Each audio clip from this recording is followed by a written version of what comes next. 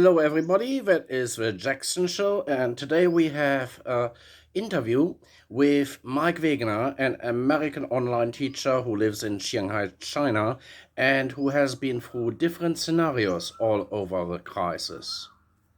Wonderful. Good morning, Mike. I hope you are well. Keep safe and stay healthy.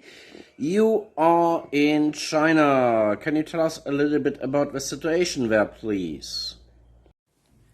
Hey, Stefan, good morning. I'm currently in Shanghai. The situation in Shanghai right now is actually pretty good. There's been like a massive change in how things are operating since this all began. Before, we were basically like not allowed to leave like our apartment complex. Like the gates were all locked and you had to show a pass. Like we had to quarantine for 14 days. And not just because I'm a foreigner, because like everybody coming in abroad has to quarantine. And that is still the case, but before they were pretty strict about letting people in and out. Like, for example, if we got deliveries, they had to leave them outside, like in this special like area, and then we had to go down and pick them up, and we weren't allowed to go out except to get our deliveries or throw away trash, that type of thing. But now things are pretty fine. They relaxed the restrictions, so now delivery drivers can come in and you can have guests and things like that. Overall things are improving a lot. Most things are opening now. If they haven't already, like I saw, like tomorrow movie theaters are opening again. The whole time, like everything's been fine. Like grocery stores have always been stocked. We haven't had to worry about anything like that. You can do everything online, and like things are just overall like really well run here. They take your temperature whenever you go in and out of a building, or whenever you go in and out of your apartment complex. They check your temperature, so overall things have just been like really like on the ball, and yeah, things are improving a lot. Wow, it sounds not too bad then, Mike. But you were 2 months ago in Malaysia, as it actually called Shanghai. How difficult was it to get back into the country, and how did you finally manage that? So like when all of this started, it was actually the holiday in China. So for Chinese New Year, we were traveling across Southeast Asia. So eventually, we ended up in Malaysia when we knew that it started to get really serious. So we thought we'd stay in Malaysia for a bit and see how things went. So when we were in Malaysia, everything was totally normal. People were concerned, of course, but like everything was open. There wasn't really any concern at that point. But then, we decided that we would go back to China. So after a couple canceled flights, we did find one, and we went back to Shanghai. It's pretty normal for the most part. I mean, like in the airport, everyone was wearing like full on, hazmat suits and like masks and stuff. And there was definitely some screening, some extra paperwork to fill out. But basically, then you get to go home, and then you have to quarantine yourself for 14 days. It's my understanding that's different now. That you have. I think everyone is tested before they're allowed to go home. We were not tested, but overall, it was run. When we arrived, it was run really smoothly, and added a little bit of extra time to the overall process, but for the most part, it was pretty normal. As I understand that, then it was actually not a totally desperate situation, so people in similar situations should not give up. Now, the 14 days in quarantine, I think, are very depressive at the moment.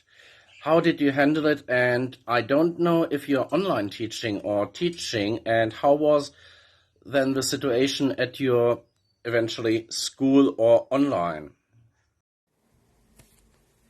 I didn't really mind the quarantine that much. I'm I'm usually kind of an introverted person anyway, so I just mostly occupied myself with playing video games and watching TV and that type of thing.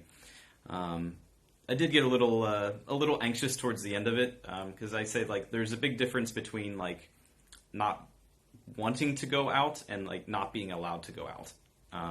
So, but overall it was fine. Yeah, I am teaching online.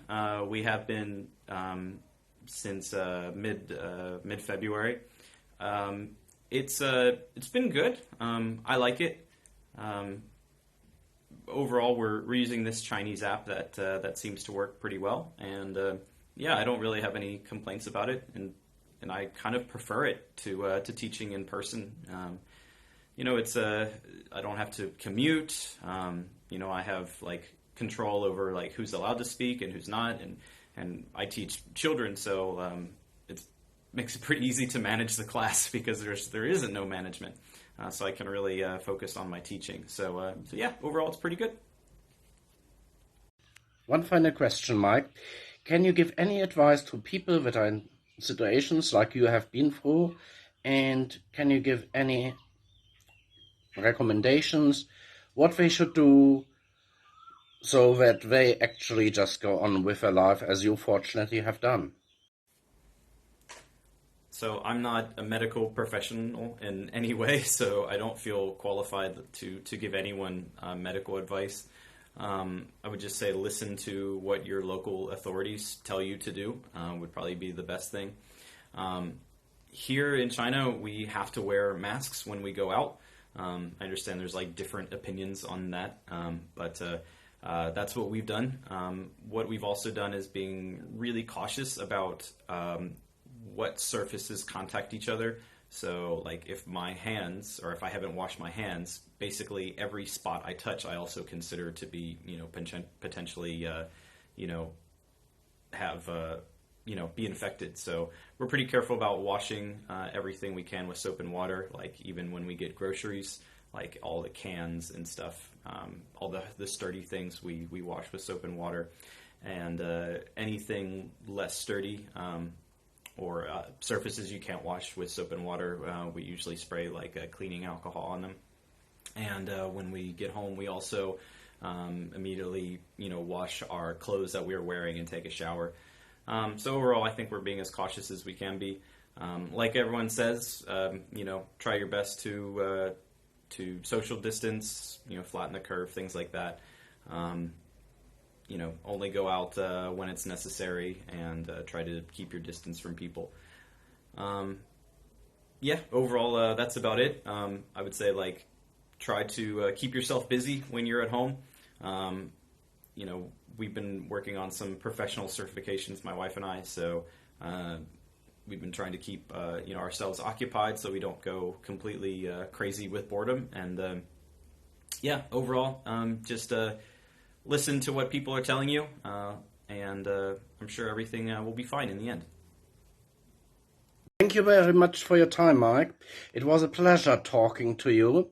I hope everything is coming sooner and hopefully quick to an end with the situation in China. And you keep safe and stay healthy, please. Thank you very much. You were a wonderful person to speak to.